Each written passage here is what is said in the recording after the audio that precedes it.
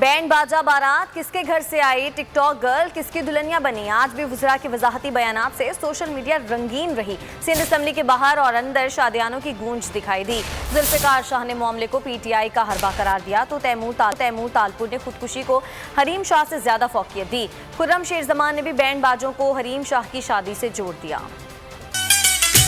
ایک اقرار پر درجنوں انکار، ٹک ٹاک گرل نے ایک بار پھر کیا اپنے جذبات کا اظہار، کہا کسی ایرے غیرے کے ساتھ نہ جوڑا جائے، اس سے پہلے کسی سے کوئی تعلق نہیں تھا، اب جس سے ہے اس کا بتا دیا ہے۔ دوسری جانب آج بھی وزراء کے وضاحتی بیانات سے سوشل میڈیا رنگین رہی۔ سندھ اسمبلی کے باہر اور اندر شادیوں کی گونج دکھائی دی۔ سندھ اسمبلی میں ذوالفقار شاہ نے معاملے کو پی ٹی آئی کا حربہ قرار دیا۔ خبر سے مجھے منسلک کر دیا گیا کہ اس کی شادی ہو گئی ہے اور یہ ہو گئی ہے۔